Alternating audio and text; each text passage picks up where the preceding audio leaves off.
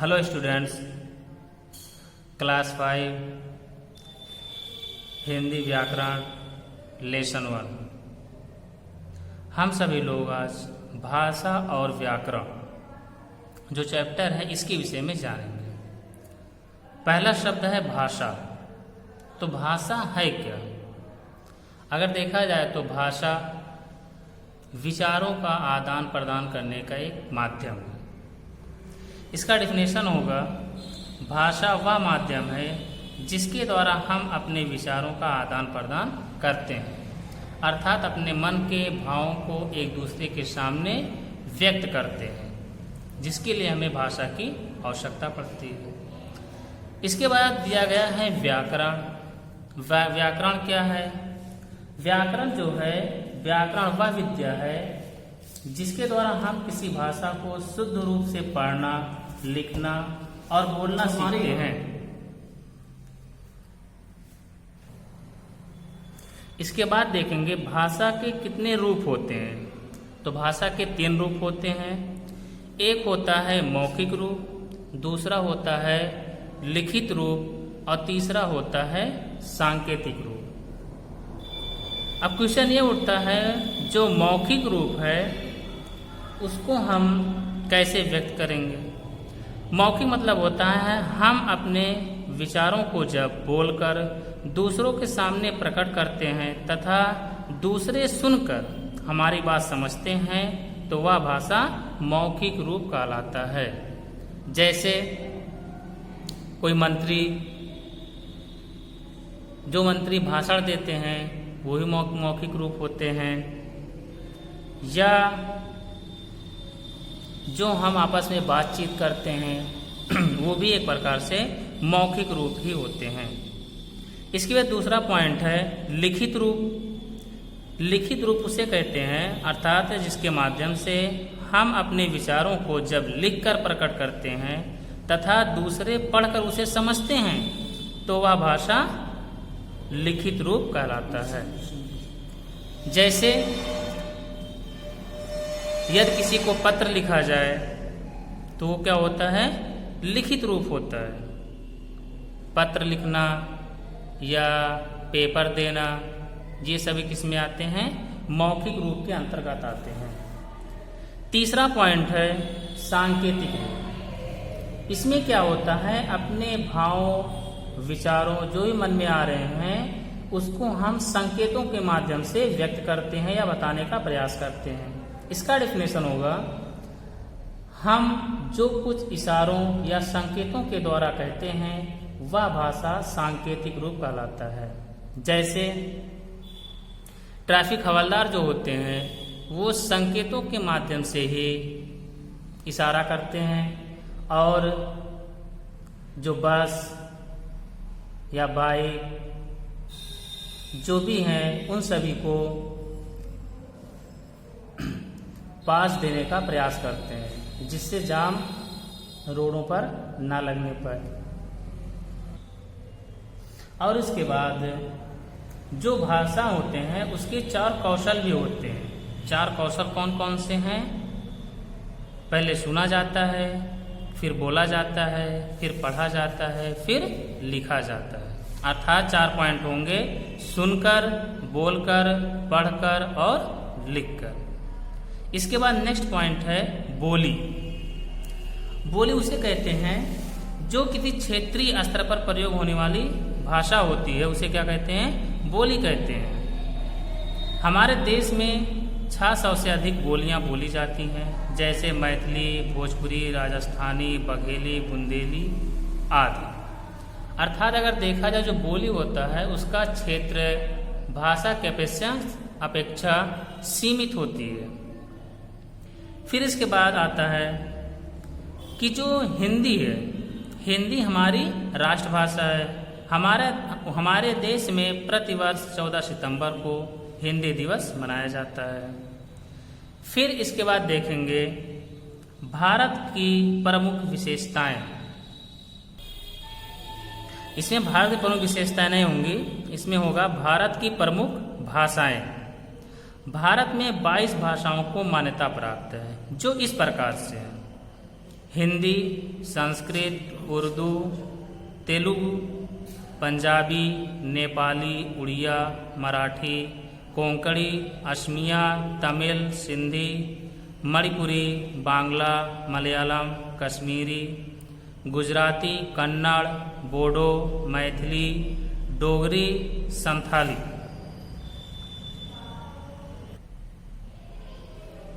और इसी में देखेंगे विदेशी भाषाओं के कुछ उदाहरण जो विदेशी अर्थात हमारे देश में नहीं बोली जाती है।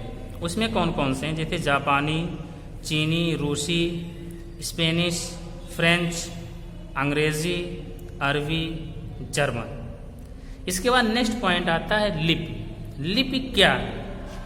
अर्थात जो हम सभी लोग लिखते हैं, जो लिखने का तरीका होता है उसको हम लोग क्या कहते हैं? लिपि कहते हैं। डिफिनेशन में दे रहा है कि जिन चिन्हों का प्रयोग भाषा लिखने के लिए किया जाता है उसे क्या कहते हैं? लिपि कहते हैं। और अलग अलग भाषाओं की अपनी लिपि होती है। जैसे पंजाबी की कौन सी लिपि होगी? गुरुमुखी हो जाएगी। अंग्रेजी, फ्रांसीसी और जर्मन की रोमन हो जाएंगे। उर्दू की फारसी हो जाएगी। और संस्कृत, हिंदी, गुजराती, नेपाली, मराठी की क्या लिपि होगी? देवनागरी लिपि हो जाएंगे। फिर इसके बाद अगला पॉइंट आता है व्याकरण। इसके बारे में आपको पहले ही बताया गया है। तो व्याकरण वह विद्या है जिसके द्वारा हम किसी भाषा को शुद्ध रूप से पढ़ना, लिखना और बोलना सीखते हैं। व्याकरण के 3 अंग होते हैं। एक होता है वर्ण विचार, एक होता है शब्द विचार, एक होता है वाक्य विचार। वर्ण क्या होता है? भाषा या धुन की जो सबसे छोटी इकाई होती है उसको हम वर्ण कहते हैं। और शब्द क्या होता है? वर्णों के सार्थक समूह को शब्द कहते हैं। फिर अगला पॉइंट है वाक्य। शब्दों के सार्थक समूह को ही क्या कहते हैं? वाक्य कहते हैं। इसके बाद कुछ स्मरणीय बिंदु हैं, इसके विषय में हम लोग जानने का प्रयास करेंगे। जैसे पहला पॉइंट है हिंदी भारत की राष्ट्रभाषा है। दूसरा है भारत के 3 रूप होते हैं। उपभाषा के 3 रूप होते हैं, लिखित, मौखिक व सांकेतिक। तीसरा पॉइंट है भाषा को शुद्ध रूप से लिखना, पढ़ना व बोलना सिखाने वाला शास्त्र व्याकरण है।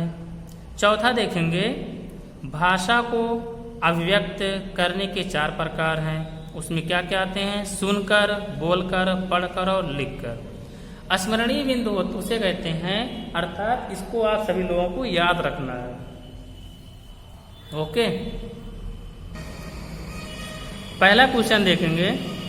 इसमें दिया गया निम्नलिखित प्रश्नों के उत्तर लिखिए। इसका पहला क्वेश्चन है भाषा किसे कहते हैं, जो कि आपकी बुक में दिया गया है। इसमें लिखना क्या होगा आंसर में? भाषा वह माध्यम है जिसके द्वारा हम अपने विचारों का आदान प्रदान करते हैं। फिर दूसरा क्वेश्चन है भाषा के कितने रूप होते हैं, नाम लिखिए। तो पहले पढ़ाया गया है, तो उसमें हो जाएगा भाषा के 3 रूप होते हैं। एक होता है मौखिक रूप, दूसरा होता है लिखित रूप और तीसरा होता है सांकेतिक रूप। तीसरा क्वेश्चन देखिए, इसमें दे रहा है अगर हम भाषा का प्रयोग करना बंद कर दें तो क्या होगा? इसका आंसर आपका हो जाएगा अगर हम भाषा का प्रयोग करना बंद कर दें तो विचारों का आदान प्रदान बंद हो जाएगा। फिर तीसरा क्वेश्चन देखते हैं व्याकरण क्या है? इसका आंसर आपका होगा व्याकरण वह विद्या है जिसके द्वारा किसी भाषा को शुद्ध रूप से पढ़ना, लिखना और बोलना सीखते हैं। पांचवा क्वेश्चन है हमारी राष्ट्रभाषा कौन सी है? तो हमारी राष्ट्रभाषा क्या है? हिंदी है। इसका आंसर हो जाएगा। फिर हिंदी दिवस कब मनाया जाता है? इसका आंसर हो जाएगा हिंदी दिवस 14 सितंबर को मनाया जाता है। इसके बाद अगला है सही शब्द चुनकर रिक्त स्थान भरिए। आप कुछ और ऑप्शन दिए गए हैं जैसे शुद्ध, फारसी, भाषा और 22। तो पहला क्वेश्चन है विचारों के आदान प्रदान का साधन खाली स्थान है। तो इन चारों में से क्या फिलअप किया जाएगा कि एक सही वाक्य बन जाए? तो इसमें भरा जाएगा कि विचारों के आदान प्रदान का जो साधन है क्या है? भाषा है। तो इसमें भाषा फिलअप होगा। दूसरा क्वेश्चन है भारत में खाली स्थान भाषाओं को मान्यता प्राप्त है। तो भारत में कितनी भाषाओं को मान्यता प्राप्त है? तो इसमें हो जाएगा 22। तो हमारा एक वाक्य बन जाएगा भारत में 22 भाषाओं को मान्यता प्राप्त है। तीसरा क्वेश्चन है व्याकरण भाषा के खाली स्थान रूप की जानकारी देता है। तो क्या हो जाएगा? यहाँ पे शुद्ध हो जाएगा। तो एक वाक्य पूरा बनेगा व्याकरण भाषा के शुद्ध रूप की जानकारी देता है। नंबर 4 है उर्दू भाषा की लिपि खाली स्थान है, अर्थात उर्दू भाषा की लिपि क्या है? तो इसमें क्या भरा जाएगा? फारसी। तो क्या वाक्य बनेगा? उर्दू भाषा की लिपि फारसी है। फिर इसके बाद देखेंगे खंड ग में सही कथन पर सही और गलत कथन पर गलत का चिन्ह लगाइए। जो गलत होगा वहां गलत करना है, जो सही होगा वहां पर सही करना है। पहला क्वेश्चन कह रहा है कि भाषा के 3 रूप हैं। तो भाषा के 3 रूप होते ही हैं, एक मौखिक रूप, लिखित रूप और सांकेतिक। इसका मतलब ये क्या है? सही हो जाएगा। फिर दूसरा पॉइंट है बोली क्षेत्रीय भाषा होती है। क्षेत्रीय मतलब अर्थात हमारे आसपास में बोली जाती है, इसका मतलब सही है। तो यहाँ पे सही का चिन्ह लगाएंगे। तीसरा पॉइंट है व्याकरण हमें भाषा के शुद्ध रूप का ज्ञान कराता है। तो सही है, व्याकरण के माध्यम से हम शुद्ध लिख सकते हैं, शुद्ध बोल सकते हैं, शुद्ध पढ़ सकते हैं, इसका मतलब ये भी सही है। चौथा पॉइंट है पत्र लिखना भाषा का लिखित रूप है। अर्थात जब हम पत्र लिखते हैं तो क्या उसे लिखते हैं किसी पेज में, तो इसका मतलब ये भी सही है कि पत्र लिखना भाषा का लिखित रूप, ये भी क्या हो जाएगा? सही है। अर्थात इसमें जो चारों पॉइंट दिए गए हैं चारों क्या है? सही है। इसके बाद है खंड घ निम्नलिखित राज्यों में बोली जाने वाली भाषाओं के नाम लिखिए। पहला है आंध्र प्रदेश। तो आंध्र प्रदेश में कौन सी बोली बोली जाती है? आंध्र प्रदेश में हो जाएगा तेलुगु, और केरल में हो जाएगा मलयालम, तमिलनाडु में हो जाएगा तमिल, महाराष्ट्र में हो जाएगा मराठी। इसके बाद खंड अंगा है, इसमें दे रहा है कि निम्नलिखित प्रश्नों के सही विकल्प पर सही का चिन्ह लगाइए। अर्थात इसमें जो सही होगा उसी पे आपको टिक लगाना है। पहला क्वेश्चन है इनमें से कौन सी एक बोली है? जो सही होगा उसी पे टिक करना, भोजपुरी, मराठी या बंगाली। तो कौन सी बोली हो जाएगी इसमें? जो भोजपुरी है वो हमारी क्या एक बोली, तो भोजपुरी आपका सही हो जाएगा। दूसरा पॉइंट है देवनागरी लिपि इनमें से किस भाषा की लिपि नहीं है? अर्थात जिस भाषा की लिपि देवनागरी नहीं होगी वही सही हो जाएगा। तो हिंदी जो देवनागरी लिपि में लिखी जाती है, और अंग्रेजी जो देवनागरी लिपि में नहीं लिखी जाती वो रोमन लिपि में लिखी जाती है, और जो संस्कृत है वो भी देवनागरी लिपि में लिखी जाती है। तो इसमें क्वेश्चन कह रहा है कि देवनागरी लिपि इनमें से किस भाषा की लिपि नहीं है? तो इसमें हो जाएगा ऑप्शन सही होगा अंग्रेजी। आज सभी लोग इस वीडियो को देखेंगे और अपना बुक भी फिलअप करेंगे और कॉपी पर भी लिखेंगे, फिर उसके बाद क्लासरूम पर आप उसे भेज देंगे। ओके।